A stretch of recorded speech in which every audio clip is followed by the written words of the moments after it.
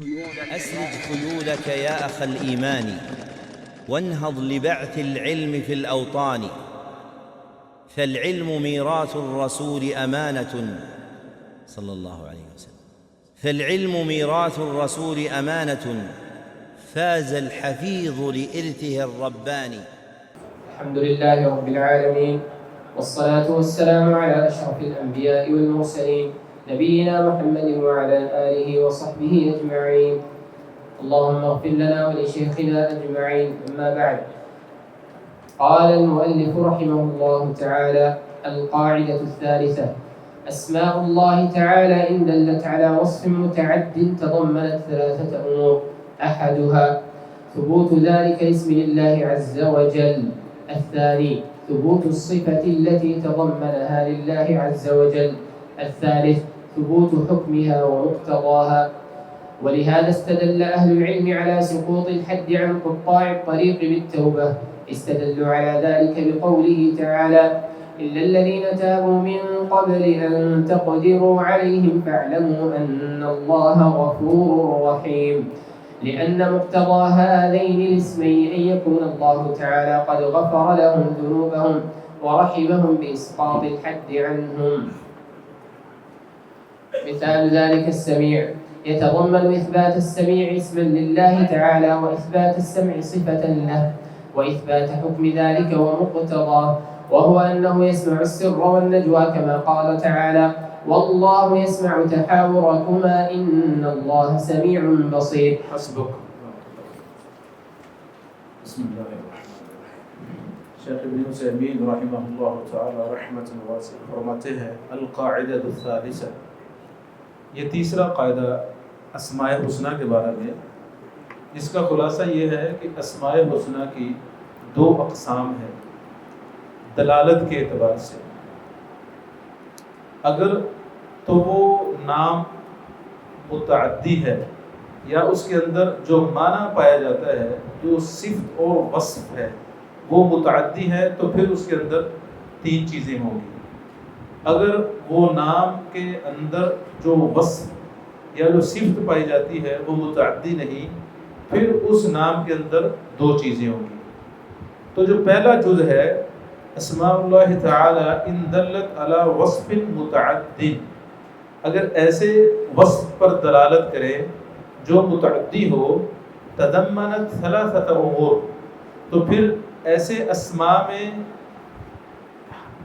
حسنہ میں سے ایسے اسماء حسنہ جو وصف متعدی پر دلالت کریں، ان اسماء میں سے ہر اسم اپنے اندر تین امور لیے ہوتا ہے: ثبوت ذالک الاسم، اس نام کا اثبات، ثبوت الصفت التي تضمنها للہ عز وجل، اس صفت کا اثبات جو اس نام کے اندر پائی جاتی ہے، ثبوت حکمها ومقتضاها، اس صفت کا حکم اور اس کا مقتضا کہ وہ صفت ہم سے تقاضا کیا کرتی ہے یا اس کا اثر کیا ہونا چاہیے عملی طور پر.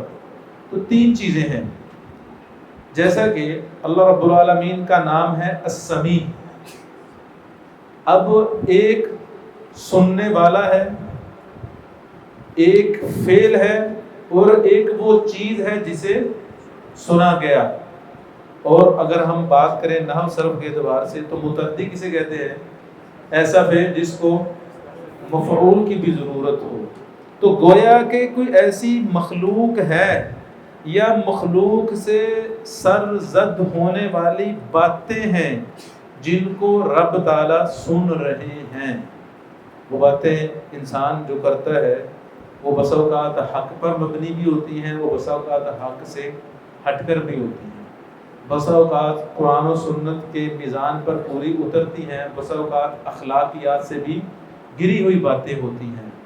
تو جب ہم لفظ السمیع کو پڑھتے ہیں، لیس کمثلہ شیء وہو السمیع البصیر، لفظ سمیع اور بصیر یہ ایسے نام ہیں، یہ اللہ تعالیٰ کے وصف متعدی پر دلالت کرتے ہیں. ان دونوں ناموں نے اپنے اندر تین چیزوں کو لیا ہوا. ایک چیز ثبوت الاسم، کہ اللہ تعالیٰ کا نام ہے السمیع اور البصیر. ان ناموں کے اندر اللہ تعالیٰ کی صفت ہے صفت السمع اور صفت البصر. اور یہ قاعدہ اس میں نہیں ہے اس کتاب میں، لیکن ویسے قاعدہ ہے کل اسم متضمن للصفہ. اسماء حسنہ میں سے ایک قاعدہ یہ ہے کل اسم متضمن للصفہ. اللہ کا جو ہر نام ہے اس کے اندر ایک صفت لازمی ہوتی ہے. کوئی ایسا اللہ تعالیٰ کا نام نہیں جس کے اندر صفت نہ ہو. اسی وجہ سے تو وہ کیا ہے؟ حسنہ ہے. یہ بات پہلے گزر چکی ہے. یہ مخلوق میں ہو سکتا ہے اس کا نام تو ہو لیکن نام کا معنی مفہوم یا خوبی اس میں نہ پائی جائے، لیکن اللہ تعالیٰ کے نام ایسے نہیں. تو اس وجہ سے یہ قاعدہ ہے کل اسم متضمن للصفہ. ہر نام کے اندر صفت ہے. وَرَبُّكَ الْغَفُورُ ذُو الرَّحْمَةِ، پیچھے یہ آیت گزری بھی ہے. تو یہ جو نام ہے السمیع البصیر، تو یہ متعدی وصف پر دلالت کرتے ہیں. تو وہ نام جو متعدی وصف پر دلالت کرتا ہو ان میں تین چیزیں ہوتی ہیں. ثبوت الاسم، کہ وہ نام ثابت ہوتا ہے اللہ تعالیٰ کے لیے. دوسرا اثبات الصفہ، صفت کا اثبات ہوتا ہے.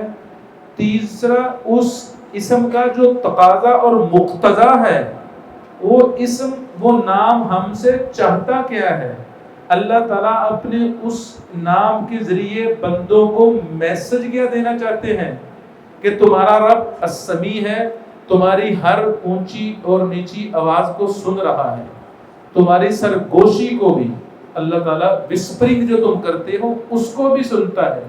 البصیر، تمہارے ہر فعل کو، تمہاری ہر حرکت کو دیکھ رہا ہے. یہ اس کا حکم ہے، یہ اس کا مقتضا ہے. تو السمیع البصیر یہ تقاضا کرتے ہیں انسان ہر بات کرنے سے پہلے اس بات کو تول لے قرآن و سنت کے مطابق ہے یا کہ نہیں. اسی وجہ سے حدیث میں آتا نبی علیہ السلام نے فرمایا من صمت نجا، جو خاموش رہا نجات پا گیا. اسی طرح البصیر ہے، کوئی بھی فعل کرنے سے پہلے وہ یہ سوچ لے کہ میرا خالق و مالک مجھے دیکھ رہا ہے. اب ہم پہلے بھی بات کر چکے ہیں، موٹر وے پہ سفر کرتے ہیں تو بار بار یہ بورڈ ہمیں تنبیہ کرتا ہے خبردار کیمرے کی آنکھ آپ کو دیکھ رہی ہے. وہ کیمرہ تو خراب بھی ہو جاتا ہے، وہ لمیٹڈ ہے، جس طرف اس کی جہت ہے اس طرف دیکھتا ہے، ادھر نہیں دیکھتا. لیکن اللہ تعالیٰ، اس کی تو کوئی مثال ہی نہیں دی جا سکتی. اللہ تعالیٰ کی آنکھ سے، اللہ تعالیٰ کے علم سے کوئی چیز اوجھل نہیں ہو سکتی. تو یہ ان اسماء کا تقاضا ہے. تو اسماء حسنہ اگر وصف متعدی پر دلالت کرتے ہوں تو ان میں تین امور ہوتے ہیں. اگر وصف غیر متعدی پر دلالت کرتے ہوں تو ان میں دو چیزیں ہوتی ہیں، ایک ثبوت الاسم اور دوسرا اثبات الصفہ. دو چیزیں ہوتی ہیں.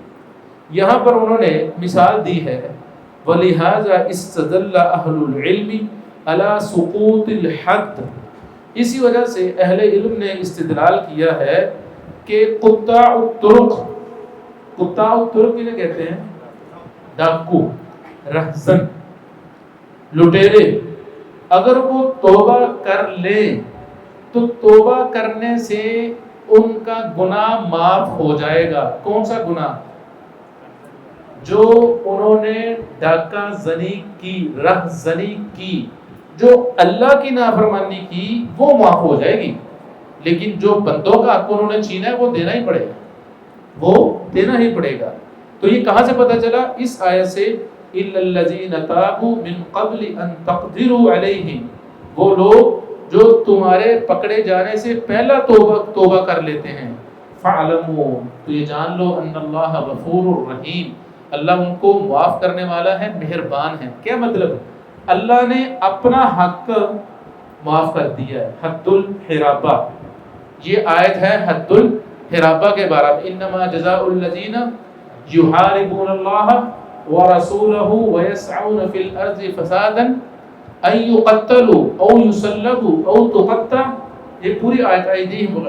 تو یہ حد الحرابہ جو ہے یہ قدرت سے پہلے جب تک پولیس ڈاکوؤں کو نہیں پکڑتی، اس سے پہلے ہی اگر وہ توبہ کر لیتے ہیں تو اللہ تعالیٰ ان کو معاف کر دیتا ہے، سچی توبہ کریں۔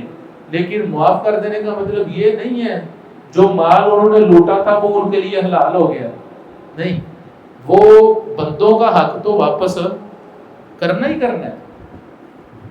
جیسے اللہ تعالیٰ کے نام متعدی اور غیر متعدی ان کے اندر اوصاف ہیں، ایسے گناہ بھی کچھ متعدی ہوتے ہیں اور کچھ غیر متعدی ہوتے ہیں۔ ہر گناہ نہ متعدی ہوتا ہے نہ غیر متعدی ہوتے ہیں، ان کی بھی اقسام ہیں۔ ایک انسان نماز نہیں پڑھتا، اس کا یہ گناہ غیر متعدی، اس کی ذات کو نقصان، لیکن ایک انسان کسی کا حق مار لیتا ہے، یہ متعدی گناہ ہے، اللہ کی بھی نافرمانی ہے، دوسرے انسان کو بھی اذیت دی، یہ ڈبل جرم ہے۔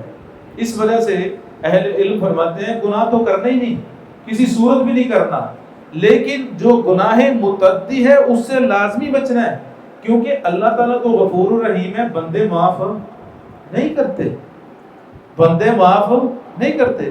دنیا میں تو بھلے کوئی معاف کر دے، آخرت میں بندہ معاف نہیں کرے گا، یہ بات نصوص سے پتہ چلتی ہے، کیونکہ آخرت میں تو ہر کسی کو نجات کی ضرورت ہے۔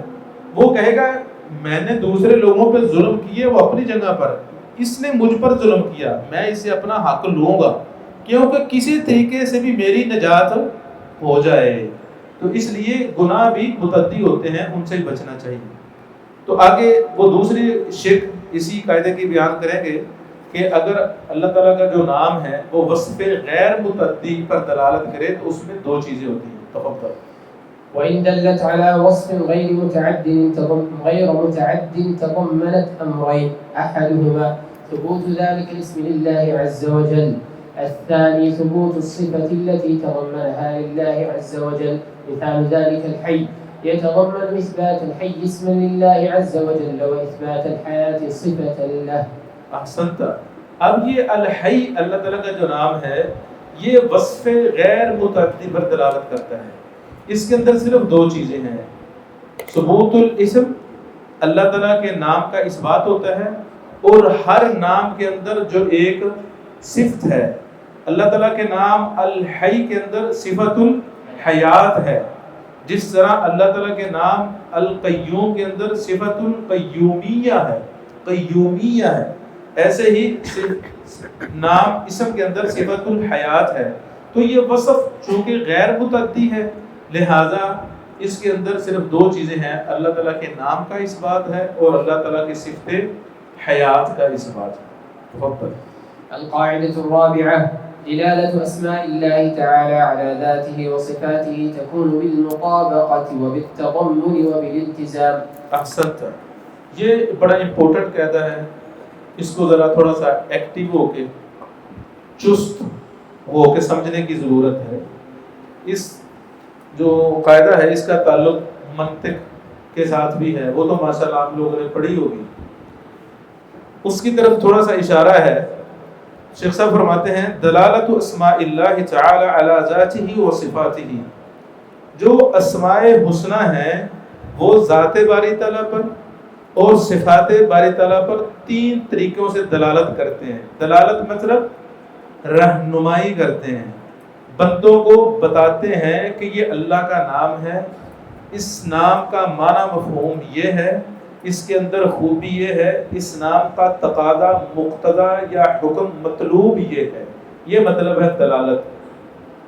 تو جو اسماء حسنہ کی دلالت ہے وہ تین طریقوں سے ہوتی ہے، تکون بالمطابقہ یا دلالت مطابقہ ہوتی ہے، وبالتضمن یا دلالت تضمن ہوتی ہے، وبالالتزام یا دلالت التزام ہوتی ہے۔ سب سے پہلی دلالت المطابقہ وہ کیا ہوتی ہے؟ دلالت اللفظ علی جمیع ما وضع له۔ دلالت المطابقہ کیا کہتے ہیں؟ کسے کہتے ہیں؟ دلالت اللفظ علی جمیع ما وضع له، ایک لفظ کی دلالت علی جمیع ہر اس معنی پر ما وضع له جس معنی کے لیے اس لفظ کو بنایا گیا ہے۔ تو اللہ تعالیٰ کے نام کو کس معنی کے لیے بنایا گیا ہے؟ اسم کے اس بات کے لیے بھی اور صفت کے اس بات کے لیے، کیونکہ کل اسم متضمن للصفہ، ہر نام کے اندر ایک صفت ہے۔ اگر ٹائم بچا نا تو ہونا تو یہ چاہیے یہاں پر وائٹ بورڈ ہو، اس پر میں آیت الکرسی لکھوں یا 2-3 آیات لکھی جائیں اسماء حسنہ کی، پھر آپ کو لکھ کر سمجھایا جائے یہ اللہ کا نام ہے الحی، اس کے اندر صفت الحیات ہے، یہ اللہ کا نام ہے القیوم، اس کے اندر صفت القیومیہ ہے، الرحمن علی العرش استوى، رحمان تو اللہ کا نام ہے لیکن استوا اللہ کا نام نہیں بلکہ اللہ کی صفت ہے۔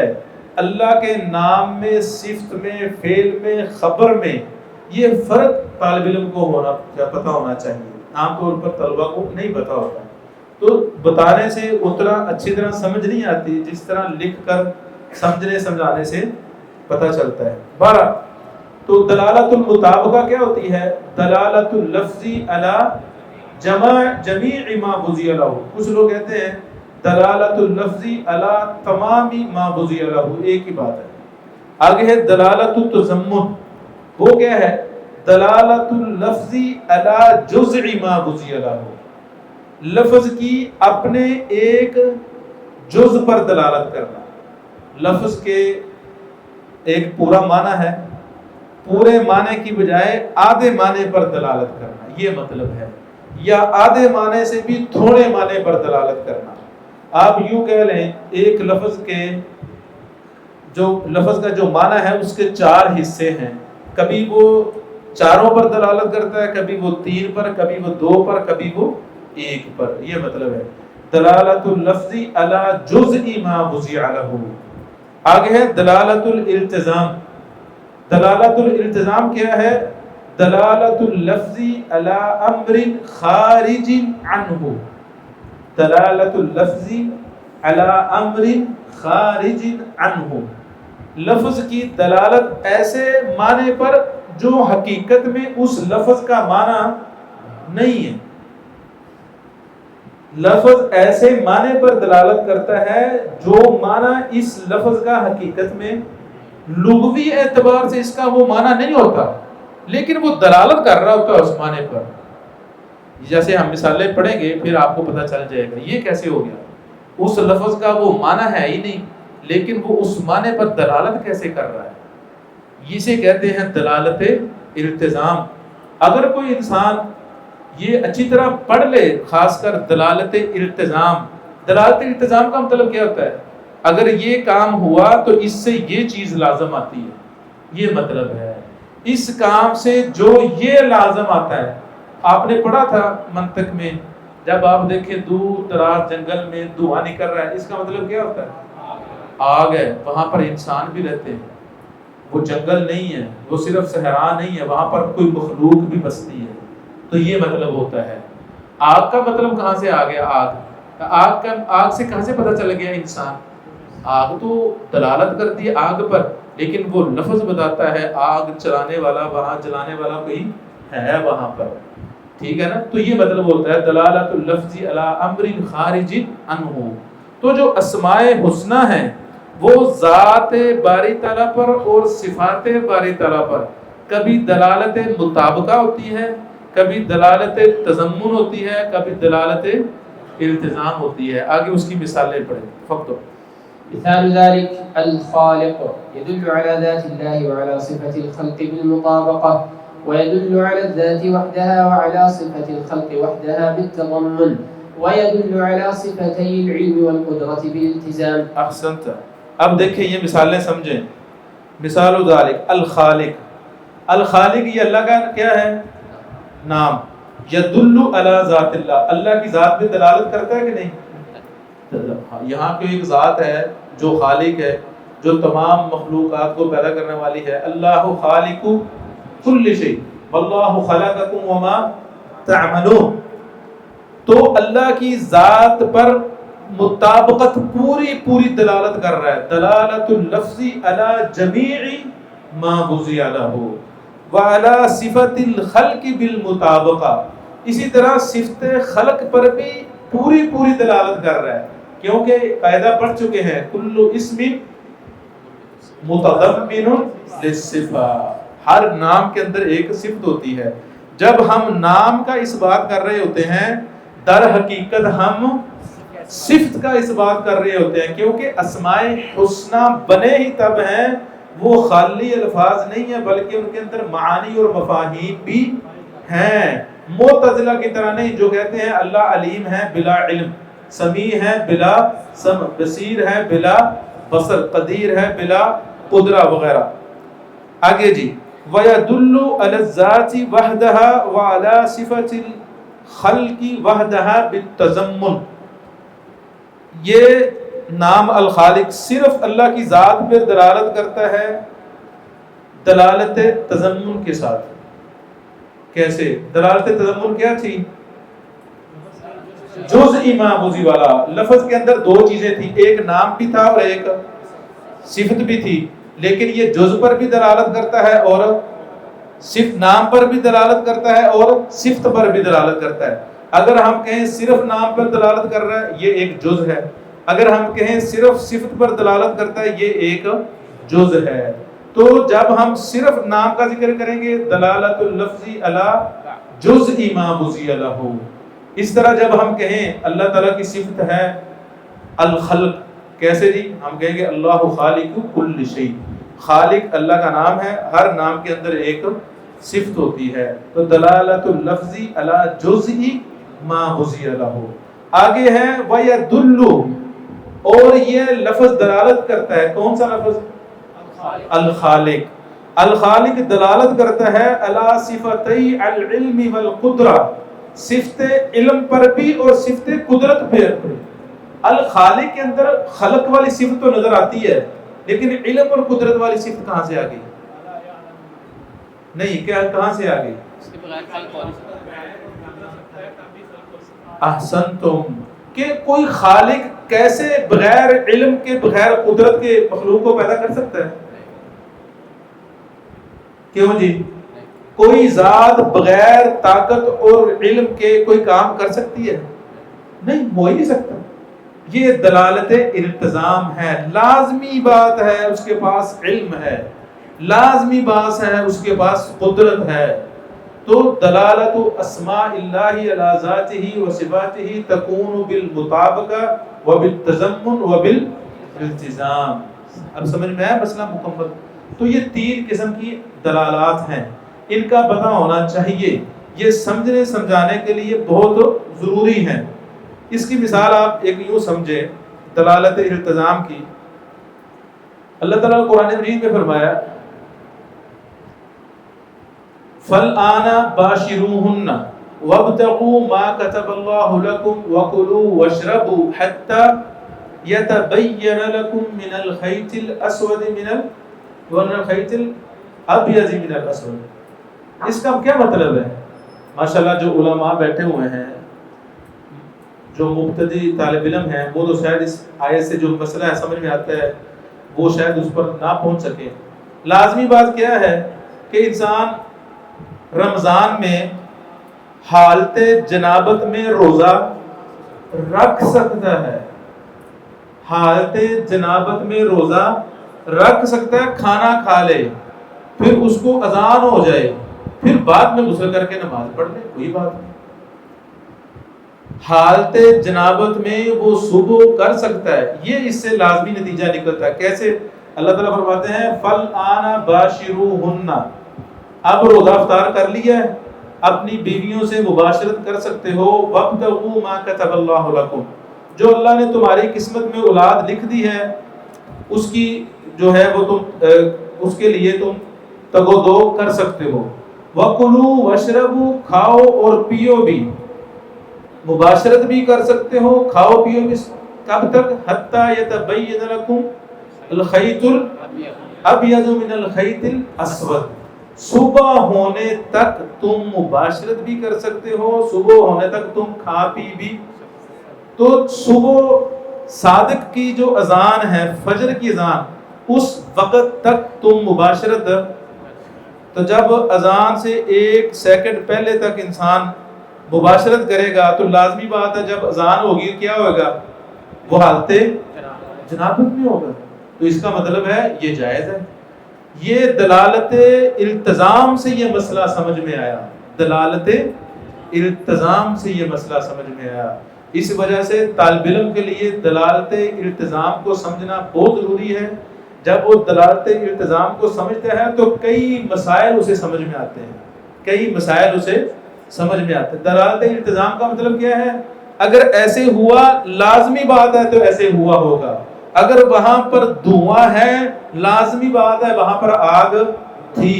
اگر آگ ہے تو لازمی بات ہے وہاں پر کوئی انسان بھی بستے ہوں گے. جہاں پر صحرا ہو وہاں پر تو پرندے نہیں ہوتے. کیوں؟ پرندے بغیر پانی کے نہیں رہ سکتے.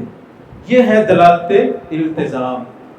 اگر آپ کسی دور جگہ پر روشنی دیکھتے ہیں لازمی بات ہے وہاں پر کوئی انسان ہے. بغیر انسانوں کے روشنی، جانوروں کا کام نہیں ہے روشنی بنانا. یہ جانوروں کا کام ہے نہیں ہے. تو یہ ہے دلالت التزام. تو پھر یہ دلالت التزام جو ہے اس کو سیکھنا ایک طالب علم کے لیے ضروری ہے. تفضل. ولهذا لما ذكر الله خلق السماوات والأرض قال لتعلموا أن الله على كل شيء قدير وأن الله قد أحاط بكل شيء علما. ودلالة الالتزام مفيدة جدا لطالب العلم إذا تدبر المعنى ووفقه الله تعالى فهما للتلازم، فإنه بذلك يحصل من الدليل الواحد على مسائل كثيرة. وہی بات ہے، یعنی کہ ایک دلالت التزام کی دلیل اسے سمجھ آ جائے، اس پر بنیاد رکھتے ہوئے وہ کئی مسائل کو سمجھ سکتا ہے. کئی مسائل کو سمجھ سکتا ہے. جیسے ہم نے دلیل التزام جو اسماء الحسنی کے اعتبار سے ہے اس کو سمجھا، پھر ساتھ یہ آیت کو سمجھا فالآن باشروہن، اس سے جو مسائل سمجھ آتے ہیں وہ سمجھ میں آئے. اس طرح عقل کے اعتبار سے انسان سوچ سکتا ہے، سمجھ سکتا ہے اگر یہ کام ایسے ہوا ہے تو لازمی بات ہے وہاں پر کچھ اور بھی ہوا ہوگا. اگر وہاں پر انسان ہے تو لازمی بات ہے اکیلا انسان نہیں رہ سکتا، وہاں پر کوئی اور بھی انسان ہے. یہ دلالت التزام ہوتی ہے. جی.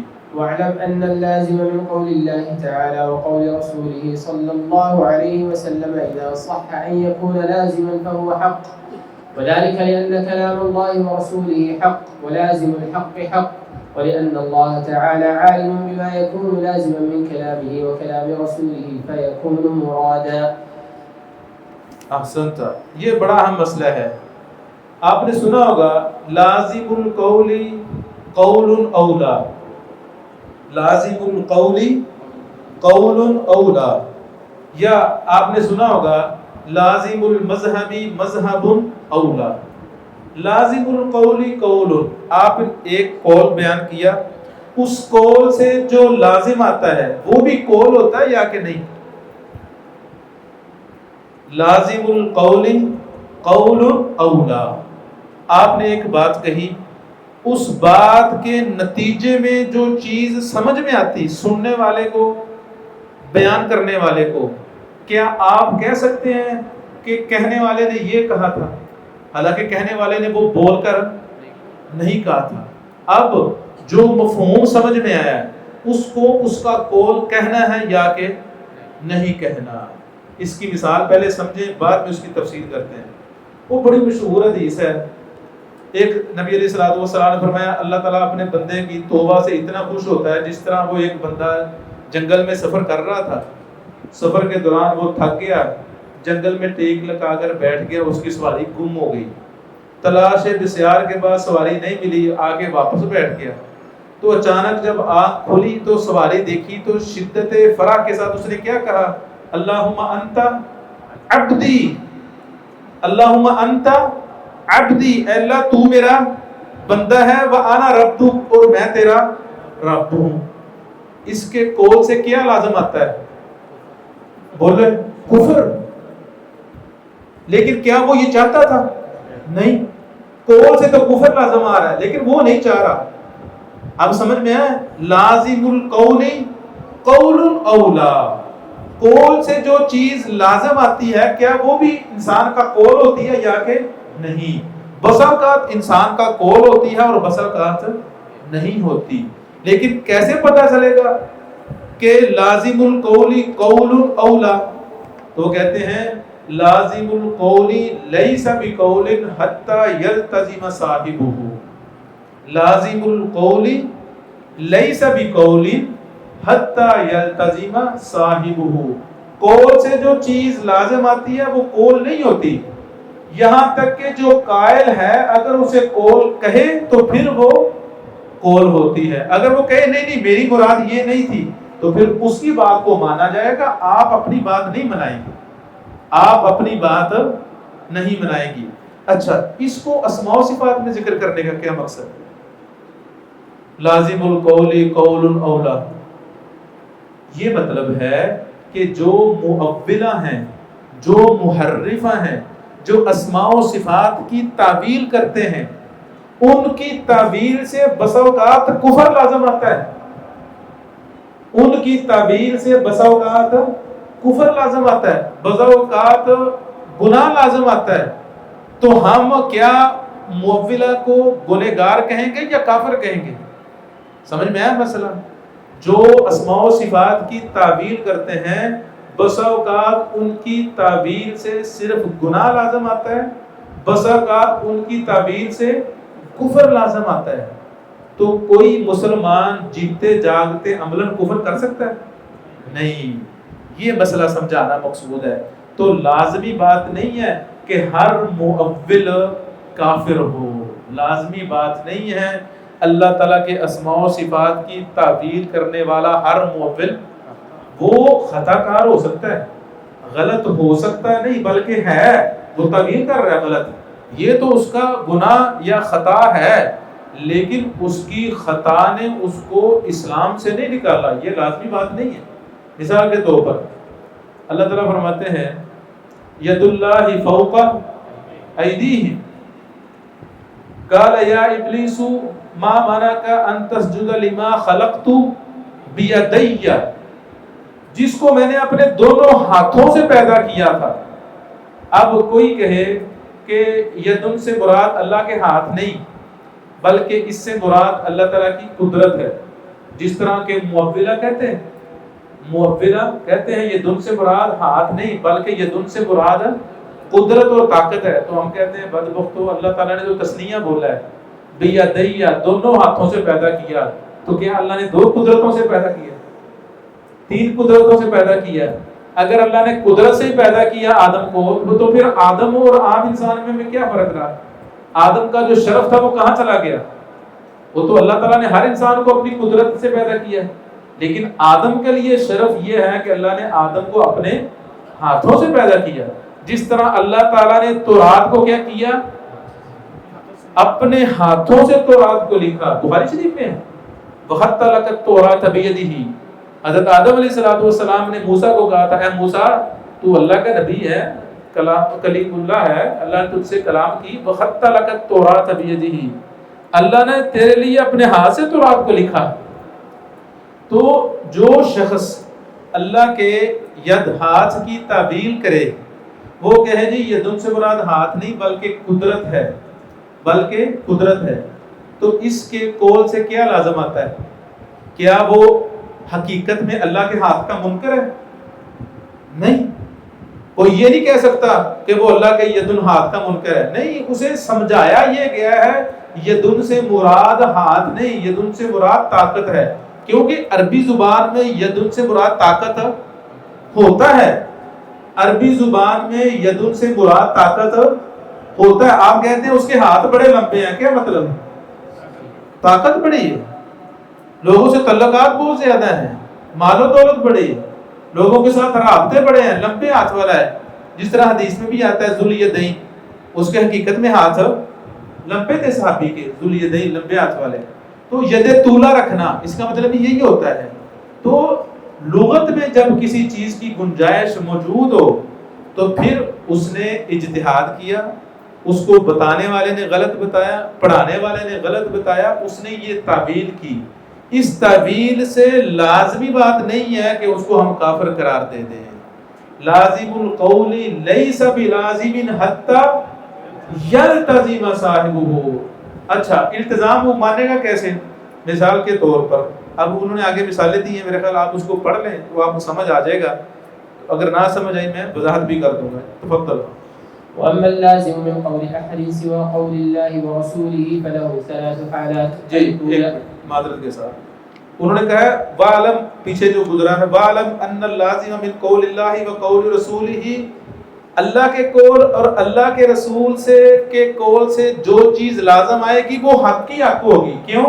کیونکہ وہ اللہ کا کلام ہے, اللہ کے رسول کا کلام ہے. اللہ اور اللہ کے رسول کا کلام کیا ہے؟ حق. اور جو چیز حق سے لازم آئے گی وہ کیا ہوگی؟ حق. حق کا نتیجہ تو حق ہی نکلے گا نا, حق کا نتیجہ باطل نہیں ہو سکتا.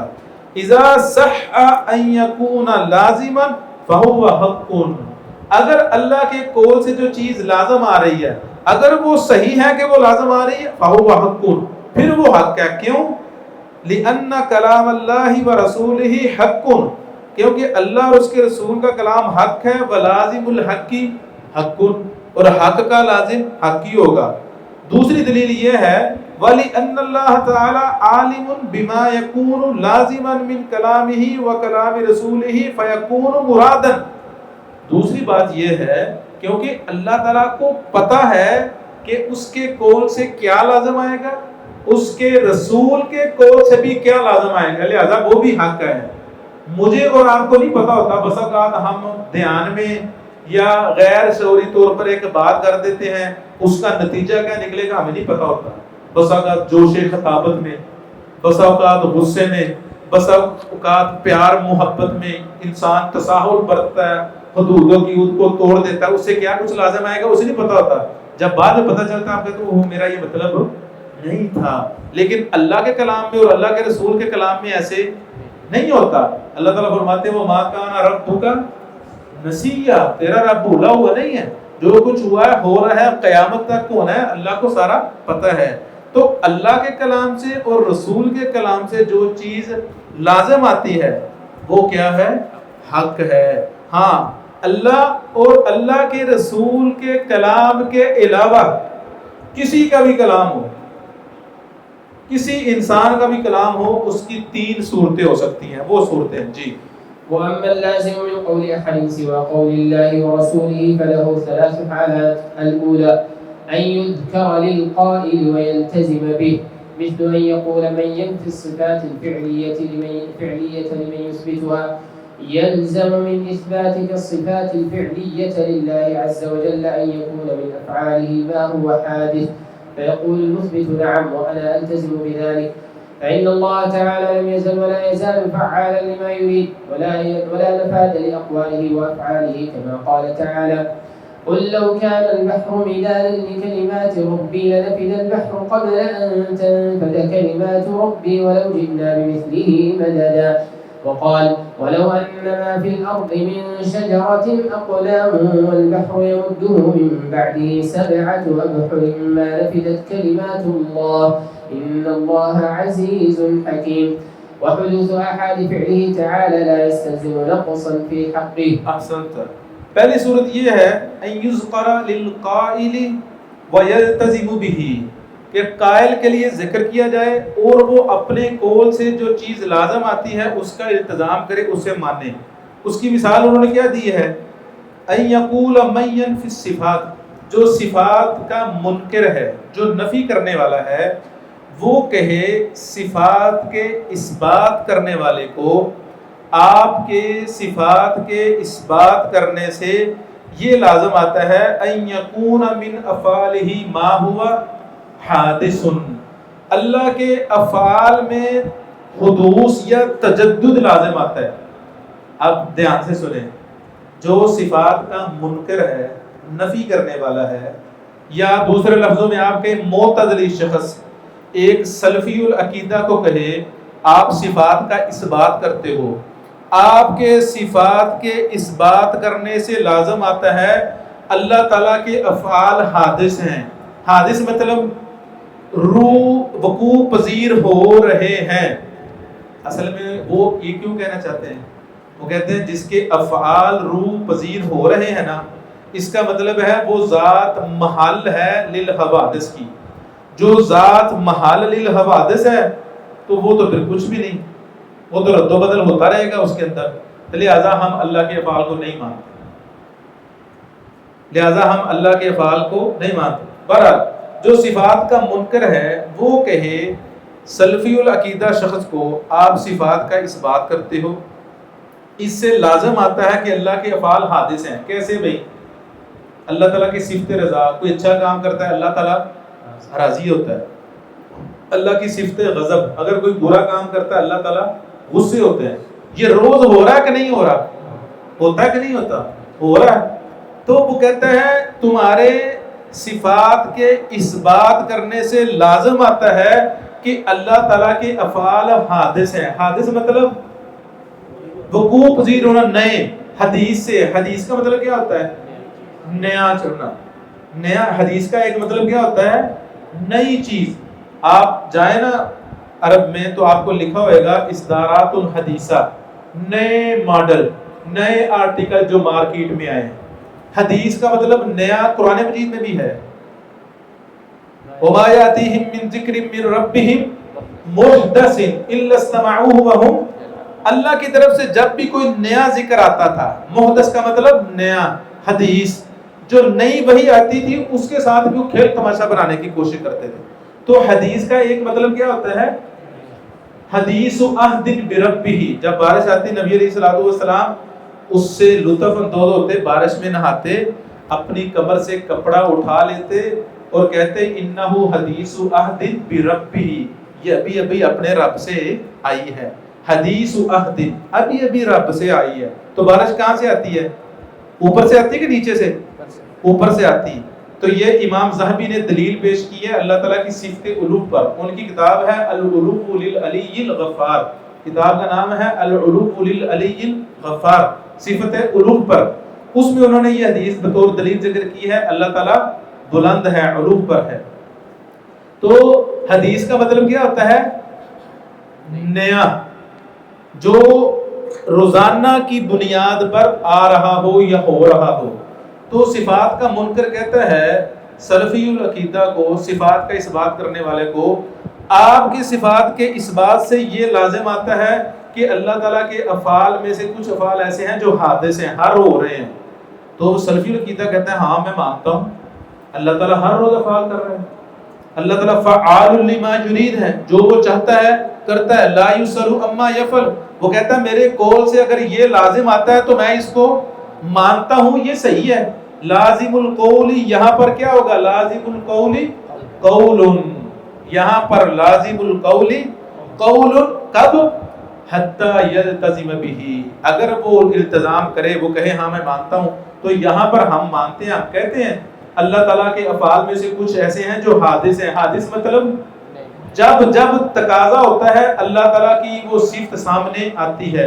اللہ تعالیٰ کی صفات فعلیہ، ان کو کہا جاتا ہے صفات فعلیہ۔ کون سی؟ جن کا تعلق اللہ تعالیٰ کے افعال کے ساتھ ہے، ان صفات کو کہا جاتا ہے صفات، جیسے صفت غضب، صفت خلق، اللہ تعالیٰ ہر روز لوگوں کو پیدا کر رہا ہے، ہر روز لوگوں کو مار رہا ہے، اللہ تعالیٰ ہر رات آسمان دنیا پر آتا ہے، صفت نزول، ان کو کہتے ہیں ایسی صفات جن کا تعلق اللہ تعالیٰ کے افعال کے ساتھ ہے، ان کو کہتے ہیں صفات فعلیہ یا صفات اختیاریہ یا صفات طاریہ، مختلف الفاظ اہل سنہ بولتے ہیں۔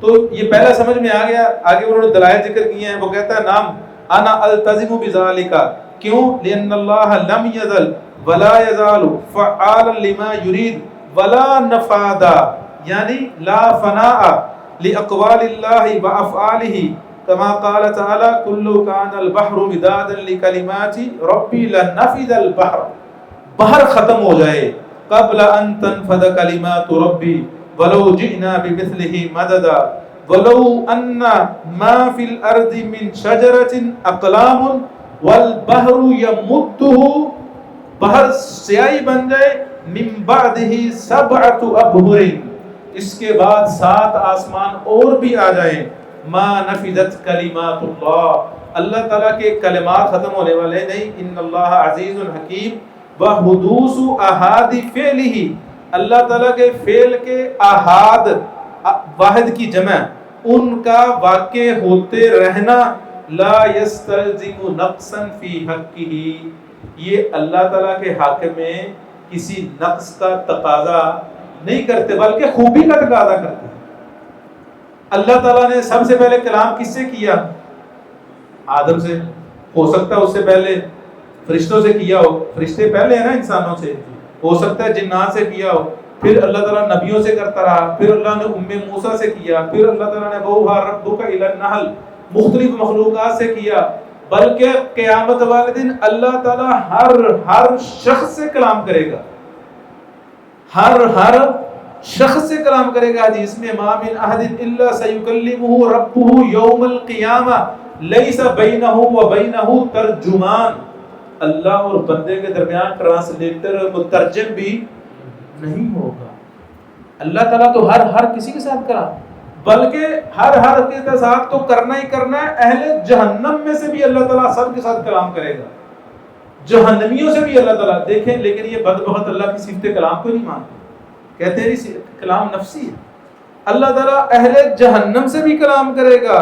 قرآن مجید میں اللہ تعالیٰ فرماتے ہیں اخسؤوا فیہا ولا تکلمون، ایتھے ذلیل ہوندے رہو میرے نال گل، اخسؤوا فیہا ولا تکلمون۔ اللہ تعالیٰ جہنم والوں سے بھی کلام کرے گا لیکن کوئی نہ مانے، اللہ المستعان۔ تو اس حالت میں لازم القول قول، جب وہ التزام کر لے تو پھر وہ قول ہے۔ دوسری حالت الحال الثانية أن يذكر له ويمنع التلازم بينه وبين قوله، مثل أن يقول النافي للصفات لمن يثبتها يلزم من إثباتك أن يكون الله تعالى مشابها للخلق في صفاته، فيقول المثبت لا يلزم ذلك لأن صفات الخالق مضافة إليه لم تذكر مطلقة حتى يمكن ما ألزمت به، وعلى هذا فتكون مختصة به لائقة به، كما أنك أيها النافي للصفات تثبت لله تعالى ذاتا وتمنع أن يكون مشابها للخلق في ذاته، فأي فرق بين الذات والصفات وحكم اللازم في هاتين الحالين ظاهر۔ احسنت، یہ دوسری مثال ہے، ان یذکر له ویمنع التلازم بینہ وبین قولہ، کہ سلفی العقیدہ جو اسماء و صفات کا اثبات کرتا ہے اس کو کہا جائے کہ تم جو اسماء و صفات کا اثبات کرتے ہو اس سے تشبیہ لازمی آتی ہے، لازم آتی ہے۔ وہ کہے گا نہیں بھائی تشبیہ تو نہیں لازم آتی۔ اب یہ جو مشبہ ہے یا جو سیء العقیدہ شخص ہے وہ کہے گا تم کہتے ہو اللہ کے ہاتھ ہیں، سلفی کہے گا میں نہیں کرتا، اللہ کہتا ہے ید اللہ فوق ایدیہم تبارک الذی بیدہ الملک، میں کون ہوں تو کہنے والا؟ تو قرآن میں ہے اللہ کے ہاتھ ہیں، تو وہ کہتا ہے اللہ کے ہاتھ ہیں، تم مانتے ہو، تم کہتے ہو انسان کے بھی ہاتھ ہیں، تو اللہ کے ہاتھ انسان کے ہاتھ تشبیہ لازم آتی ہے۔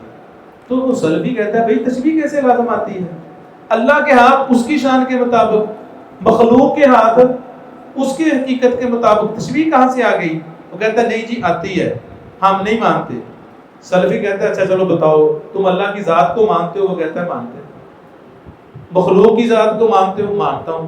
تو پھر یہاں تشبیہ لازم آتی ہے؟ کہتا نہیں نہیں یہاں نہیں آتی، کیوں؟ اللہ کی ذات اس کی شان کے مطابق ہے، مخلوق کی ذات اس کی شان کے مطابق ہے۔ تو پھر سلفی کہتا ہے بھائی صفات میں بھی تو یہی کہو نا، اللہ کی صفات اس کی شان کے مطابق، مخلوق کی صفات اس کی شان کے مطابق۔ جب ذات میں تشبیہ نہیں آ رہی تو صفات میں تشبیہ، اب اس صفات کے اس بات سے کیا تشبیہ لازم آتی ہے؟ نہیں۔ یہاں پر وہ کہتا ہے ہمیں دھکا سے الزام دے رہا ہے کہ لازم القول قول، ہم کہتے ہیں ہمارے قول سے تشبیہ لازم نہیں آتی، تم دھکے سے بنانے کی کوشش کر رہے ہو۔ نبی علیہ الصلوۃ والسلام نے صفات کا اس بات کیا کہ نہیں کیا؟ تشبیہ تو کوئی نہیں لازم نہیں، صحابہ کرام نے کیا ہے، کسی ایک صحابی نے، امام ابن قیم رحمہ اللہ نے لکھا ہے مختصر الصواعق المرسلہ میں کہ کسی ایک صحابی سے بھی ایک صفت کی تعبیر ثابت نہیں ہے۔ صحابہ کرام نے فقہی معاملات میں اختلاف ہوا، عقیدے میں کسی ایک مسئلے میں ایک اسم ایک صفت میں اختلاف نہیں ہے، تم کیسے کہہ سکتے ہو؟ تمہارے ائمہ اربع متفق ہیں، کسی ایک صفت میں اختلاف نہیں، تم نام تو لیتے ہو امام ابو حنیفہ رحمہ اللہ کا، کم از کم ان کا عقیدہ ہی مان لو، تم حقیقت میں ہی مقلد بن جاؤ، تمہارے بڑوں نے کتابیں لکھی ہیں، عقیدہ طحاویہ، متن طحاویہ، شرح عقیدہ طحاویہ. امام ابو جعفر الطحاوی نے متن عقیدہ طحاویہ تحریر کیا، اس کی شرح امام ابن ابی العز الحنفی نے لکھی. اپنے بڑوں کی بات مان لو. امام ابن ابی العز حنفی رحمہ اللہ، امام ابو جعفر الطحاوی رحمہ اللہ کہتے ہیں، نصاً کہتے ہیں، جب امام ابو جعفر الطحاوی نے وہ عقیدہ تحریر کیا، انہوں نے نصاً نام لے کر کہا یہ امام ابو حنیفہ، امام ابو یوسف، امام محمد کا عقیدہ میں بیان کر رہا ہوں. اس میں تو نہیں ہے تشبیہ کا ذکر، بلکہ امام ابو حنیفہ رحمہ اللہ تو فرماتے ہیں جس نے اللہ تعالیٰ کی صفات کو مخلوق کے ساتھ تشبیہ دی اس نے کفر کیا. تم کیسے کہتے ہو؟ تو یہاں پر یہ دوسری حالت ہے کہ مشبہ جو ہے یا جو منکر ہے وہ سلفی العقیدہ جو صفات کا اس بات کرنے والا ہے اسے کہے تمہارے اس بات سے تشبیہ لازم آتی ہے. یہ غلط بیانی ہے، یہ ڈکوسلا ہے، دونس دھاندلی ہے. اس سے کوئی تشبیہ لازم نہیں آتی. اگر تشبیہ لازم آتی ہوتی نبی علیہ الصلوۃ والسلام، صحابہ کرام، تابعین، ائمہ اربعہ، تو پھر ان پر یہ الزام آتا ہے. اب دیکھیں اس میں دو چار لفظ ہیں، عبارت دیکھ لیں. مثل ان یقول النافی للصفات لمن یثبتها، صفات کی نفی کرنے والا اس بات کرنے والے سے کہے یلزم من اثباتک ان یکون اللہ تعالی مشابہا للخلق فی صفاته، تو وہ آگے سے کہے فیقول المثبت لا یلزم من ذلك، اس سے تو لازم ہی نہیں آتا. کیوں نہیں لازم آتا؟ لأن صفات الخالق مضافۃ الیہ، کیونکہ خالق کی صفات خالق کی طرف بھی مضاف ہیں. ہم کہتے ہیں علم اللہ، اللہ کا علم، قدرت اللہ، سمع اللہ، بصر اللہ، اللہ کی بصارت، اللہ کی قدرت. ہم مخلوق کی قدرت تو نہیں کہتے. تو آپ بتائیں اللہ کی قدرت، اللہ کے ہاتھ اور مخلوق کے ہاتھ یا مخلوق کی قدرت میں کوئی مشابہت ہے؟ کوئی مشابہت ہے، صرف زیادہ سے زیادہ لفظی ہے. تو وہ لفظی مشابہت تو وجود میں بھی ہے. آپ کہتے ہیں اللہ کا بھی وجود ہے، مخلوق کا بھی وجود ہے. یہ لفظی اشتراک کیا حقیقی اشتراک کا تقاضا کرتا ہے؟ نہیں. بھائی آپ مجھے بتائیں دو سگے بہن بھائی ہوں یا دو سگے بھائی ہوں، سگے بھی نہیں، اکٹھے پیدا ہوئے جڑواں ہوں، دونوں کی صفات ایک جیسی ہوتی ہیں؟ ایک اچھا ہوتا ہے، ایک برا ہوتا ہے، ایک لمبا ہوتا ہے، ایک چھوٹا ہوتا ہے، ایک گورا ہوتا ہے، ایک چٹا ہوتا ہے، ایک ذہین ہوتا ہے، کند ذہین ہوتا ہے. کٹھے جمے ایک ماں باپ کی اولاد، ان کی صفات ایک جیسی نہیں. مخلوق ہیں دونوں، خالق اور مخلوق کی صفات ایک جیسی ہوگی؟ نعوذ باللہ. کیسے عجیب لوگ، عقل کے بھی خلاف باتیں کرتے ہیں. شریعت کے تو ہے ہی خلاف، عقل کے بھی خلاف ہے. تو کم از کم یہ حقیقت میں مقلد ہی ہوتے ہیں، مقلد بھی نہیں ہے. امام ابو حنیفہ رحمہ اللہ کا عقیدہ بھی نہیں مانتے، نام لیتے ہیں ان کا، عقیدہ بھی نہیں مانتے. عقیدہ کن کا مانتے ہیں؟ ابو منصور ماتریدی کا، جو ویسے ہی صفات کا منکر ہے. بھائی تم اپنے امام کا عقیدہ کیوں نہیں مانتے؟ اگر تم واقعی حقیقت میں مقلد ہو تو اپنے امام کا عقیدہ مانو. کیا امام کا عقیدہ صحیح نہیں؟ تو اس کا مطلب ہے یا تمہارے امام کا عقیدہ صحیح نہیں تو یا پھر تمہارا صحیح نہیں. دونوں میں سے ایک تو لازم ہے، دونوں میں سے ایک تو لازم ہے. آپ ہی اپنے حال پہ غور کرو، اگر ہم عرض کریں گے تو شکایت ہوگی. لأن صفات الخالق مضافۃ الیہ، کیونکہ خالق کی صفات اسی کی طرف مضاف ہے. لم تذکر مطلقا، مطلق طور پر نہیں ذکر گئی. تم کہو تشبیہ لازم آتی ہے. حتی یمکن ما الزمت به وعلى هذا فتكون مختصة به لائقة به. تو واضح ہے بالکل. جی تیسرا الحال الثالثة أن يكون اللازم مسكوتا عنه فلا يذكر بالتزام ولا منع، فحكمه في هذه الحال أن لا ينسب إلى القائل، لأنه يحتمل لو ذكر له أن يلتزم به أو يمنع التلازم، ويحتمل لو ذكر له فتبين له لزومه وبطلانه أن يرجع عن قوله، لأن فساد اللازم يدل على فساد الملزوم. جی یہ تیسری صورت ہے کہ نہ وہ اپنے قول کے لازم کا اس بات کرے نہ وہ نفی کرے بلکہ خاموش ہو. جب خاموش ہوگا تو اس کا مطلب ہے ہو سکتا ہے صحیح بھی ہو اور ہو سکتا ہے غلط بھی ہو، اور ہو سکتا ہے صحیح ہو وہ بعد میں مان لے، ہو سکتا ہے غلط ہو وہ بعد میں رجوع کر لے. تو جب خاموشی ہو پھر اس کو نہ ہم لازم القول ہی قول کہیں گے اور نہ ہی نہیں کہیں گے، نہ اقرار کریں گے نہ اس بات کریں گے، بس نہ اقرار کریں گے نہ نفی کریں گے. یہ تیسری حالت ہے. تفضل.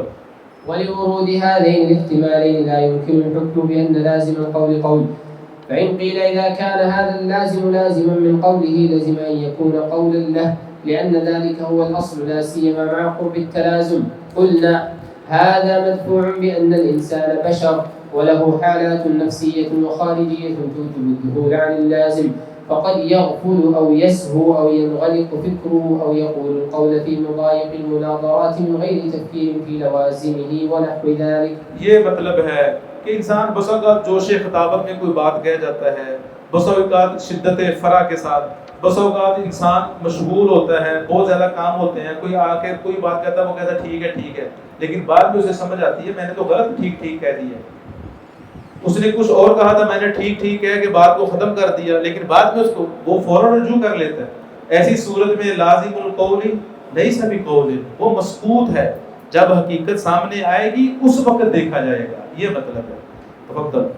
القاعدة الخامسة أسماء الله تعالى توقيفية لا مجال للعقل فيها، وعلى هذا فيجب الوقوف فيها على ما جاء به الكتاب والسنة، فلا يزاد فيها ولا ينقص، لأن العقل لا يمكنه إدراك ما يستحقه تعالى من الأسماء، فوجب الوقوف في ذلك على النص لقوله تعالى ولا تقف ما ليس لك به علم إن السمع والبصر والفؤاد كل أولئك كان عنه مسؤولا، وقوله قل إنما حرم ربي الفواحش ما ظهر منها وما بطن والإثم والبغي بغير الحق وأن تشركوا بالله ما لم ينزل به سلطانا وأن تقولوا على الله ما لا تعلمون، ولأن تسميته تعالى بما لم يسم به نفسه أو إنكار ما سمى به نفسه جناية في حقه تعالى، فوجب سلوك الأدب في ذلك والاقتصار على ما جاء به النص. احسنت. یہ قاعدہ بڑا اہم ہے اور مختصر ہے. اسماء اللہ توقیفیہ، اللہ تعالیٰ کے جو نام ہیں وہ توقیفی ہیں. یہاں پر نہیں ہے لیکن آگے صفات والے قاعدے میں بھی آئے گا. اللہ تعالیٰ کے اسماء بھی توقیفی ہیں اور صفات بھی توقیفی ہیں. کیا مطلب ہے اسماء توقیفی ہیں؟ موقوف ہیں نص پر، قرآن و سنت پر. اپنی طرف سے ہم اللہ کا نام نہیں بنا سکتے، نہ اپنی طرف سے اللہ کی کوئی صفت بنا سکتے ہیں. جو نام کتاب و سنت میں موجود ہیں وہی اللہ تعالیٰ کے نام ہیں. کیوں؟ انسان بھلے جتنا مرضی اچھا سوچے، اپنی نیک نیتی کے باوجود وہ اللہ تعالیٰ کے لائق نام اپنی طرف سے نہیں بنا سکتا. اس وجہ سے شریعت کہتی ہے تمہیں جہاں تک بتایا گیا ہے وہیں پر رہو، سمعنا و اطعنا کہو، اس سے آگے مت بڑھو.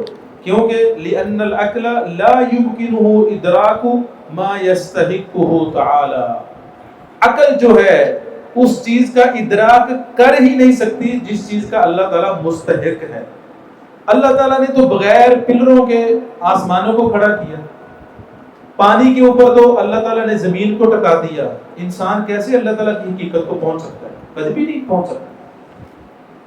اسی وجہ سے تو اللہ تعالیٰ کہتے ہیں جب انسان بد عقیدگی کا مظاہرہ کرتے ہوئے اللہ تعالیٰ کے بارے میں، ذات باری تعالیٰ یا صفات باری تعالیٰ کے بارے میں بات کرتا ہے تو اسی وجہ سے اللہ تعالیٰ نے کہا وَمَا قَدَرُ اللَّهَ حَقَّ قَدْرِهِ، جس طرح اللہ تعالیٰ کی قدر کرنے کا حق تھا اس طرح تم نے قدر نہیں کی. حق تو یہ تھا کہ اللہ اور اس کے رسول کی کلام کو سن کر مان لو. تم نے اپنی منمانی کی، اپنے اماموں کو بھی نہیں مانا. ائمہ اربع کا عقیدہ ایک ہے، جتنی مرضی کتابیں کھول کے دیکھ لیں، کم از کم عقیدے پر ہی امت جمع ہو جائے. ائمہ اربع کا عقیدہ، تابعین کا عقیدہ، صحابہ کرام کا عقیدہ، قرآن و سنت کا عقیدہ ایک ہے. اس پر بھی اگر امت جمع نہ ہو تو پھر کسی پر جمع نہیں ہو سکتی. تو وہ کہتے ہیں لأن العقل لا يمكنه إدراك ما يستحقه تعالى من الأسماء فوجب الوقوف في ذلك على النص، تو لہذا واجب ہے کہ انسان نص کے سامنے ٹھہر جائے. انہوں نے 2-3 نصوص ذکر کی ہیں. پہلی نص ولا تقف ما ليس لك به علم ان السمع والبصر والفؤاد كل اولئك كان عنه مسؤولا. ولا تقف، یہ تکفل ہے، یہ اسم القفا سے نکلا ہے، مشتق ہے۔ قفا کسے کہتے ہیں؟ ما وراء العنق، یہ گردن کا جو پیچھے والا حصہ، القفا جسے ہم گدی کہتے ہیں، اس سے نکلا ہے۔ کیا مطلب؟ تم پیچھے مت چلو اس چیز کے جس کا تمہیں علم ہی نہیں، کیونکہ ان السمع قوت سماعت والبصر قوت بصارت، اور دل، ان سب چیزوں کے بارے میں پوچھا جائے گا۔ اہل علم فرماتے ہیں ان بدبختوں سے تو پوچھا ہی جائے گا، لیکن اگر کوئی سلفی جو صفات کا اثبات کرتا ہے اپنے حساب سے ہی سوچ لیتا ہے اللہ تعالیٰ کے ہاتھ ایسے ایسے ہیں، یہ بھی جائز نہیں، یہ بھی حرام ہے، کیونکہ اللہ نے ہمیں اپنی صفات کے بارے میں بتایا ہے، صفات کی کیفیت کے بارے میں نہیں بتایا۔ تم جتنا مرضی اچھا سوچو، خیال کرو، تم اللہ تعالیٰ کے شیان شان سوچ سکتے ہی نہیں۔ کیوں نہیں سوچ سکتے؟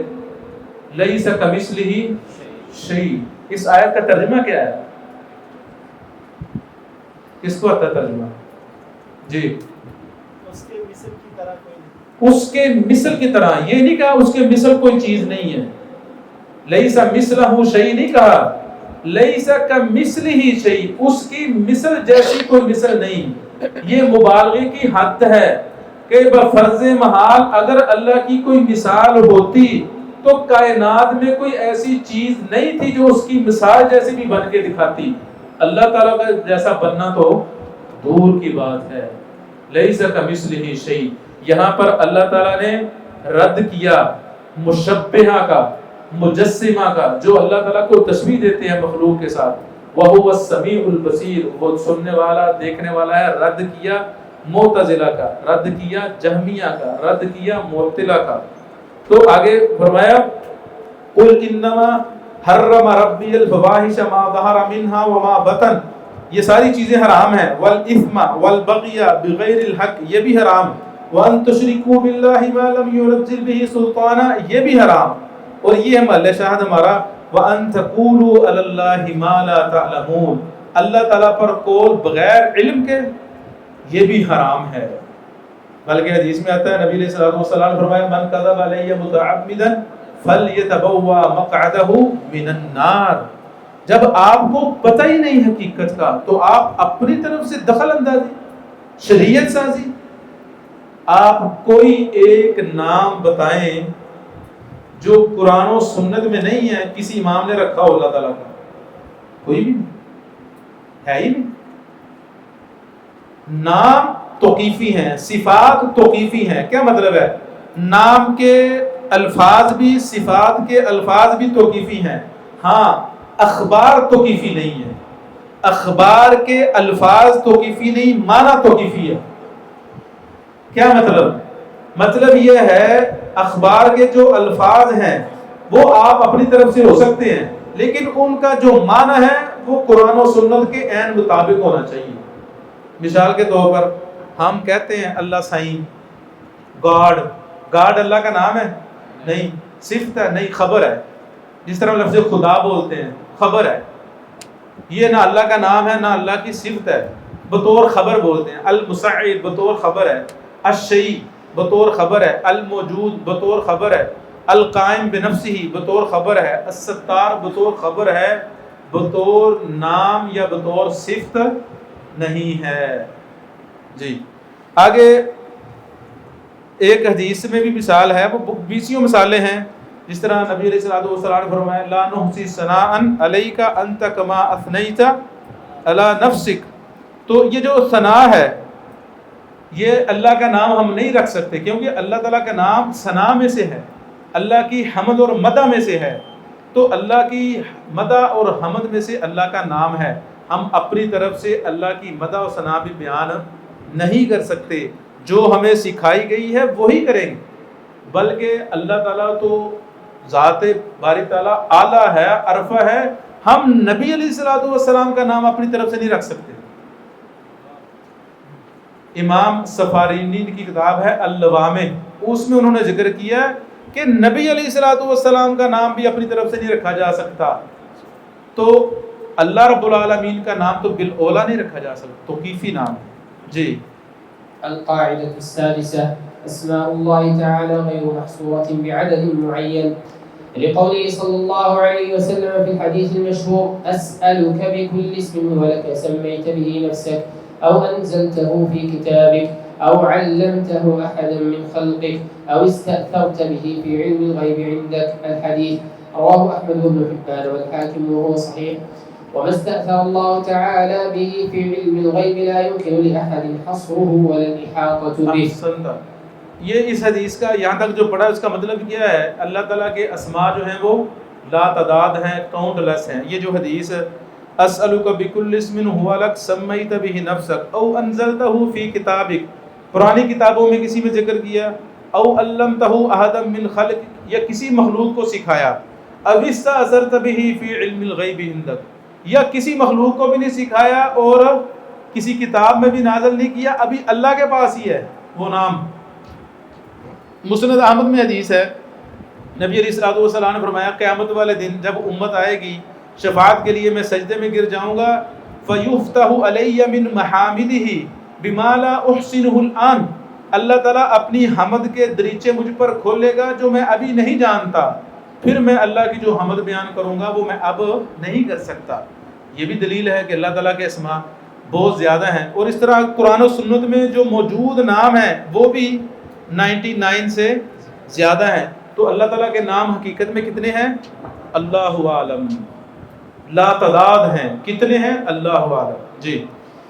فأما قوله صلى الله عليه وسلم: إن لله 99 اسما 100 إلا واحدة من أحصاها دخل الجنة، فلا يدل على حصر الأسماء بهذا العدد، ولو كان المراد الحصر لكانت العبارة إن أسماء الله تعالى 99 اسما من احصاها دخل الجنة او نحو ذلك. جی وہ کہتے ہیں اگر اللہ تعالیٰ کے نام 99 ہوتے تو پھر رحمہ اللہ نے کہا ہے، دوسرے لوگوں نے کہا ہے، تو پھر حدیث ایسی ہونی چاہیے تھی ان اسماء اللہ 99 اسما. حالانکہ حدیث کیسے ہے؟ ان للہ 99 اسما 100 الا واحدہ من احصاها دخل الجنہ، کہ اللہ تعالیٰ کے ناموں میں سے 99 نام ایسے ہیں جو شخص یاد کرے گا وہ جنت میں جائے گا. یہ مطلب نہیں ہے کہ اللہ کے نام صرف 99 ہیں. حدیث کا مطلب یہ نہیں تھا. حدیث کا مطلب تو یہ تھا اللہ کے ناموں میں سے جو شخص 99 یاد کرے گا وہ جنت میں جائے گا. لیکن امام ابن حزم نے یا عام لوگوں نے یہ سمجھ لیا اللہ کے نام صرف 99 ہیں، لیکن یہ بات درست.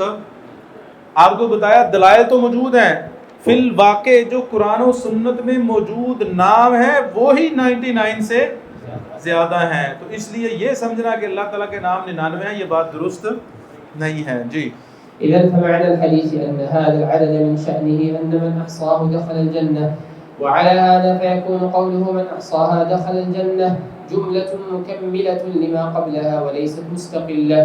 ونظير هذا أن تقول عندي 100 درهم أعددتها للصدقة، فإنه لا يمنع أن يكون عندك دراهم أخرى لم تعدها للصدقة. جی یہ واضح ہے. وہ کہتے ہیں اس حدیث کا مطلب یہ ہے جیسے کوئی انسان یہ کہے میرے پاس 100 درہم ہے صدقے کے لیے، تو اس کا مطلب ہے اور درہم نہیں ہے، اور بھی ہیں، لیکن صدقے کے لیے جو اس نے بچا کے رکھے ہوئے ہیں وہ 100 ہیں. تو ایسے ہی اللہ تعالیٰ کے نام بہت ہیں، لیکن جنت میں جانے کے لیے جو مطلوب ہیں وہ 99 نام یاد کر لے، الفاظ کو معنی مفہوم سمجھ لے، ان کے مطابق عمل کر لے، وہ جنت میں چلا جائے گا. یہ مطلب ہے. آگے پھر وہ حدیث جو ترمذی میں موجود ہے جس کے اندر 99 ناموں کا تذکرہ ہے وہ حدیث ضعیف ہے، اس کے بارے میں وہ بتائیں گے، اس کے اسباب بتائیں گے. جی. ولم يصح عن النبي صلى الله عليه وسلم تعيين هذه الأسماء، والحديث المروي عنه في تعيينها ضعيف. قال شيخ الإسلام ابن تيمية رحمه الله في الفتاوى: تعيينها ليس من كلام النبي صلى الله عليه وسلم باتفاق أهل المعرفة بحديثه. وقال قبل ذلك إن الوليد ذكرها عن بعض شيوخه الشاميين كما جاء مفسرا في بعض طرق حديثه. وقال ابن حجر: ليست العلة عند الشيخين البخاري ومسلم تفرد الوليد فقط، بل الاختلاف فيه والاضطراب وتدليسه واحتمال الإدراج. ولما لم يصح تعيينها عن النبي صلى الله عليه وسلم اختلف السلف فيه، وروي عنهم في ذلك أنواع. وقد جمعت 99 اسما مما ظهر لي من كتاب الله تعالى وسنة رسوله صلى الله عليه وسلم. احسنت. انہوں نے حدیث ذکر کی، اس کے وجہ ذوف کے اسباب بتائے، اور ساتھ ہی بتایا کہ جب نبی علیہ الصلوۃ والسلام سے صحیح منقول نہیں ہے کہ کون سے 99 نام ہیں، تو پھر اہل علم نے اپنی طرف سے جمع کرنے کی کوشش کی. تو شیخ صاحب فرماتے ہیں میں نے بھی 99 نام جمع کیے، جو انہوں نے جمع کیے وہ نیچے جدول موجود ہے. جی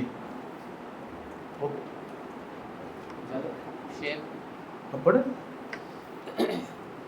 یہ نام جو ہے میں نے شعر میں جمع کیے ہیں، یہی نام جو شیخ عثیمین رحمہ اللہ ذکر کیے، تو انشاءاللہ وہ اشعار پڑھوں گا.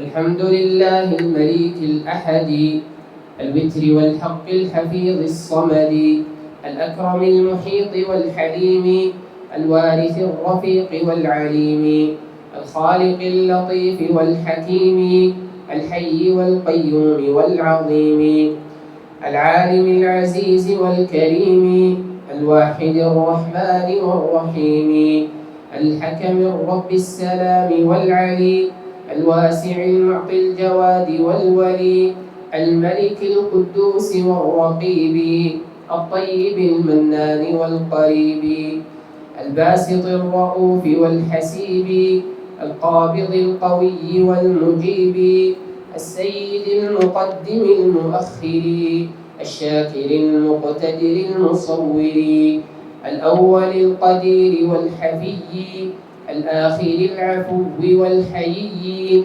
المؤمن المهيمن التواب البر والسبوح والوهاب الظاهر المقيت والشكور الباطن الفتاح والغفور القاهر الشهيد والحميد الحافظ الودود والمجيد البارئ الجبار والقهار المحسن الغني والغفار إلهنا السميع والبصير القادر الوكيل والنصير الشافي والجميل والخبير خلاق الرزاق والكبير المتكبر المبين الأعلى المتعالي والمتين المولى. فهذه أسماؤه تعالى من خيره لعبده توالى 99 التي ذكرتها وما لما أخفاه عنا منتهى. وأختم التعداد بالصلاة على الرسول الطاهر الصفات وآله وصحبه ومن تبع طوبى لمن قد اقتدى والمتبع. یہ جو شیخ صاحب نے نام ذکر کیے ہیں وہ شیخ صاحب نے، شیخ طلحہ بشیر صاحب نے ان کو اشعار کی شکل میں آپ کے سامنے پیش کیا. جی تو یہ نام وہ ہیں جن میں سے کچھ نام قرآن مجید سے شیخ ابن عثیمین رحمہ اللہ نے ذکر کیے، اور کچھ نام جو ہیں واحد و سمانون 81 نام انہوں نے قرآن مجید سے ذکر کیے، باقی نام انہوں نے احادیث سے ذکر کیے. اور انہوں نے ساتھ ہی فرمایا، آگے وہ کہتے ہیں وَإِنْ كَانَ عِنْدَنَا تَرَدُّدٌ فِي إِدْخَالِ الْحَفِيِّ، کہ یہ حفی کا نام ہے. إِنَّهُ كَانَ بِي حَفِيًّا، کس نے کہا تھا؟ حضرت موسیٰ علیہ السلام نے. تو کہتے ہیں اس نام کو داخل کرنے میں میں متردد ہوں کہ اللہ کا نام ہے یا کہ نہیں، کیونکہ موسیٰ علیہ السلام نے خاص کہا تھا إِنَّهُ كَانَ بِي حَفِيًّا، اللہ تعالیٰ مجھ پر مہربان ہے، تو مقید نام ذکر ہوا ہے. اب حقیقت میں الحفی اللہ کا نام ہے یا کہ نہیں ہے. البتہ بعض اہل علم نے شیخ ابن عثیمین سے پہلے بعض لوگوں نے الحفی کو اسماء الحسنی میں شامل کیا ہے، جیسے کہ امام ابن العربی ہیں، امام قرطبی ہیں، امام ابن حجر ہیں، امام ابن الوزیر شرباسی وغیرہ، انہوں نے الحفی کو اسماء الحسنی میں شامل کیا ہے. آگے فرماتے ہیں لِأَنَّهُ إِنَّمَا وَرَدَ مُقَيَّدًا فِي قَوْلِهِ تَعَالَى عَنْ ابراہیم علیہ السلام کے بارے میں، موسیٰ نہیں، إِنَّهُ كَانَ بِي حَفِيًّا. وَكَذَلِكَ الْمُحْسِن، کہتے ہیں اس طرح محسن نام لِأَنَّنَا لَمْ نَطَّلِعْ عَلَى رُوَاتِهِ فِي الطَّبْرَانِي وَقَدْ ذَكَرَهُ شَيْخُ الْإِسْلَامِ مِنَ الْأَسْمَاءِ. وہ کہتے ہیں اسی طرح کہ محسن نام ثابت ہے یا کہ نہیں. تو امام ابن تیمیہ نے محسن لفظ کا ذکر تو قرآن فتاویٰ میں کیا ہے، اسی طرح امام قرطبی اور امام ابن قیم نے اس کا اس بات بھی کیا ہے کہ المحسن اسماء الحسنی میں سے ہے. ہمارے استاد ہے شیخ عبدالرزاق البدر، مدینہ یونیورسٹی میں پڑھاتے رہے. انہوں نے پڑھانے کے دوران ہمیں یہ واقعہ سنایا کہ ایک دفعہ میں نے المحسن نام ڈھونڈنے کی کوشش کی. ان کے والد کا نام کیا ہے؟ عبد المحسن العباد. وہ کہتے ہیں میں نے ڈھونڈنے کی کوشش کی کہ المحسن اللہ کا نام ہے یا کہ نہیں. تو میں نے فتاویٰ پڑھنا شروع کیا. اس وقت مکتبہ شاملہ نہیں ہوتا تھا. وہ کہتے ہیں میں نے ایک جلد شروع کی، دوسری، تیسری، 40 جلدیں میں نے پڑھ لی اس طرح ماشاء اللہ تبارک. تو کہتے ہیں آخر میں تب پہنچا تو مجھے ملا کہ وہاں پر انہوں نے ذکر کیا المحسن نام کا. تو آج کے زمانے میں ایک کلک کریں تو فوراً پتہ چل جاتا ہے. اسی وجہ سے طالب علم پڑھنا نہیں چاہتے. کتاب دوستی نہیں ہے. موبائل نے PDF چیزوں نے آ کے طالب علموں کو کتاب سے دور کر دیا. جو کتاب دوستی ایک بہت بڑی نعمت تھی وہ ختم ہو گئی. علم سے پایا جو پایا بشر نے، فرشتوں نے بھی وہ پایا نہ پایا. ہم نشینی اگر کتاب سے ہو تو اس سے بہتر کوئی رفیق نہیں. لیکن ہماری دوستی ہے ایک ہی بک سے جس کو فیس بک کہتے ہیں، اس سے دوستی نہیں ہونی چاہیے. جو اصل بک ہے، جو اصل کتاب ہے، اس سے دوستی ہونی چاہیے. عز مکان فی الدنا سرج صابہ وخیر جلیس فی الزمان کتاب وخیر جلیس. یہ دوست ہے اصل، اس کے ساتھ دوستی لگائیں. آخری قاعدہ رہ گیا ہے، ہاں جی پڑھیں اس کو بھی. القاعدة السابعة: الإلحاد في أسماء الله تعالى هو الميل بها عما يجب فيها، وهو أنواع. الأول أن ينكر شيئا منها أو مما دلت عليه من الصفات والأحكام، كما فعل أهل التعطيل من الجهمية وغيرهم، وإنما كان ذلك إلحادا لوجوب الإيمان بها وبما دلت عليه من الأحكام والصفات اللائقة بالله، فإنكار شيء من ذلك ميل بها عما يجب فيها. احسنت. الالحاد فی اسماء اللہ، اسماء حسنہ میں الحاد. الحاد لحد سے ہے. میرے خیال یہ چیزیں ایسی ہیں آپ لوگوں کو بھی پتہ ہوگا انشاءاللہ. تو اصطلاحی اعتبار سے الحاد کی جو تعریف ہے وہ یہ ہے العدول بها وبمعانیها عن الحق الثابت لها، کہ الفاظ اسماء حسنہ کے الفاظ اور ان کے معانی سے ہی پھر جانا، یا ان کے الفاظ کا انکار کر دینا، یا الفاظ کو تو ماننا، معانی کا انکار کر دینا، جس طرح معتزلہ نے کیا. ان ينکر شیئا منها، کہ کسی نام کا انکار کر دینا، جس طرح پیچھے گزرا ہے معتزلہ نے، جہمیہ نے اللہ کے ناموں کا ذکر کیا، یا مشرکین مکہ نے لفظ الرحمن کا انکار کر دیا. او مما دلت علیہ من الصفات والاحکام، یا صفات کا انکار کر دیا جائے، ناموں کو مانا جائے لیکن صفات کا انکار کر دیا جائے جیسے معتزلہ نے کیا. کما فعل اهل التعطیل من الجہمیہ وغیرہم، وانما کان ذلک الحادا. اسماء حسنہ میں یہ الحاد ہے. کیوں؟ لوجوب الایمان بها وبما دلت علیہ من الاحکام والصفات. اصل میں تو ان پر ایمان لانا واجب تھا، لیکن جب آپ نے ان کا انکار کر دیا یا ان میں موجود معنی کا انکار کر دیا تو گویا کہ آپ الحاد کا شکار ہو گئے. گویا کہ آپ الحاد کا شکار ہو گئے. تو پہلی شکل الحاد کی کیا ہے کہ اللہ تعالیٰ کے ناموں کا انکار کر دیا جائے یا ان ناموں میں موجود صفات کا انکار کر دیا جائے. یہ الحاد کی ایک شکل. دوسری الثاني أن يجعلها دالة على صفات تشابه صفات المخلوقين كما فعل أهل التشبيه، وذلك لأن التشبيه معنى باطل لا يمكن أن تدل عليه النصوص، بل هي دالة على بطلانه، فجعلها دالة عليه ميل بها عما يجب فيها. دوسری شکل الحاد کی اسماء حسنہ میں یہ ہے ان يجعلها دالة على صفات، کہ وہ کہے اللہ تعالیٰ کے اسماء حسنہ میں ایسی صفات ہیں تشابہ صفات المخلوقین، جو مخلوقین کی صفات کے مشابہ ہیں. حالانکہ اللہ تعالیٰ کے اسماء اور اللہ کی صفات اللہ تعالیٰ کے شیان شان، مخلوق کے نام اور مخلوق کی صفات مخلوق کے حساب سے. لیکن اگر کوئی کہے اللہ کے نام اور اللہ کی صفات مخلوق کے نام اور مخلوق کی صفات جیسی ہی ہیں بھی عین ہی، یہ الحاد ہے. یہ مشابہت ہے جس کی نفی اللہ تعالیٰ نے کی ہے. لیس کمثلہ شیء وہو السمیع البصیر. جی الثالث أن يسمى الله تعالى بما لم يسم به نفسه، كتسمية النصارى له الأب وتسمية الفلاسفة إياه العلة الفاعلة، وذلك لأن أسماء الله تعالى توقيفية، وتسمية الله تعالى بما لم يسم به نفسه ميل بها عما يجب فيها، كما أن هذه الأسماء التي سموه بها نفسها باطلة ينزه الله تعالى عنها. تیسری شکل اسماء حسنہ میں الحاد کی وہ کیا ہے؟ اللہ تعالیٰ کا نام رکھا جائے بما لم یسمی بہ نفسہ، ان الفاظ کے ساتھ جو اللہ نے اپنے لیے نہیں اختیار کیے ہیں، وہ نام جو قرآن و سنت میں وارد نہیں ہوئے، وہ نام آپ اللہ تعالیٰ کو دے دیں، کہیں یہ اللہ تعالیٰ کا نام ہے. نعوذ باللہ کوئی کہے کہ خدا اللہ تعالیٰ کا نام ہے، نہیں، اللہ تعالیٰ کا نام نہیں، نہ اللہ کی صفت ہے، بلکہ بطور خبر ہم کہتے ہیں. گاڈ کا لفظ ہم اللہ تعالیٰ کے لیے بطور خبر بولتے ہیں. الشیء الموجود المسعر کا لفظ ہم بطور خبر بولتے ہیں. تو یہ جائز ہے. جس طرح کے نصارہ عیسائیوں نے، عیسائی کہتے ہیں، آج بھی لکھا ہوا ہے انجیل یوحنا اور انجیل متی میں، انجیل یوحنا انجیل متی میں یہ بات موجود ہے. عیسائی کہتے ہیں اللہ تعالیٰ جو ہے وہ والد ہے، اب ہے، اور عیسیٰ جو ہے وہ کیا ہے؟ بیٹا ہے. وہ اللہ تعالیٰ کو الاب والد کا نام کہتے ہیں، حالانکہ اللہ تعالیٰ کہتے ہیں لم یلد ولم یولد.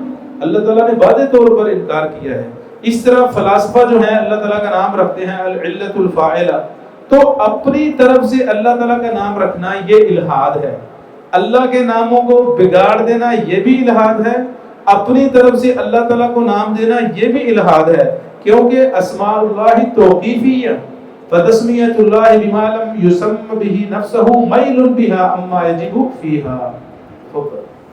الرابع أن يشتق من أسمائه أسماء للأصنام، كما فعل المشركون في اشتقاق العزى من العزيز واشتقاق اللات من الإله على أحد القولين، فسموا بها أصنامهم. وذلك لأن أسماء الله تعالى مختصة به لقوله تعالى ولله الأسماء الحسنى فادعوه بها، وقوله الله لا إله إلا هو له الأسماء الحسنى، وقوله له الأسماء الحسنى يسبح له ما في السماوات والأرض. فكما اختص بالعبادة والألوهية الحق وبأنه يسبح له ما في السماوات والأرض، فهو مختص بالأسماء الحسنى، فتسمية غيره بها على الوجه الذي يختص بالله عز وجل ميل بها عما يجب فيها. والإلحاد بجميع أنواعه محرم، لأن الله تعالى هدد الملحدين بقوله وذروا الذين يلحدون في أسمائه سيجزون ما كانوا يعملون، ومنه ما يكون شركا أو كفرا حسب ما تقتضيه الأدلة الشرعية. احسنت. چوتھی قسم الحاد کی اسماء حسنہ میں وہ یہ ہے اللہ تعالیٰ کے ناموں سے نام نکال کر مخلوق کے یا بتوں کے نام رکھے جائیں. جس طرح کے مشرکین مکہ نے ایک قول کے مطابق العزا جو بت کا نام تھا وہ اللہ کے نام العزیز سے لیا. اللہ جو ان کے ایک بت کا نام تھا وہ انہوں نے لفظ اللہ یا لفظ الہ سے لیا. تو یہ بھی الحاد کی ایک شکل ہے. ایک کو بعض مفسرین نے ذکر کیا، جیسا کہ امام طبری ہیں، اس طرح امام الثعلبی ہیں، امام واحدی وغیرہ، انہوں نے ذکر کیا کہ مشرکین نے اللہ تعالیٰ کے ناموں پر بتوں کے نام رکھے تھے. المنان سے منات نام نکالا، منات ایک بت کا نام تھا. اس طرح عزا عزیز سے نکالا اللہ. دوسرا قول یہ ہے کہ نہیں، انہوں نے اللہ تعالیٰ کے ناموں سے نہیں بلکہ ویسے یہ نام رکھے تھے. پر دونوں قول اہل علم کے موجود ہیں.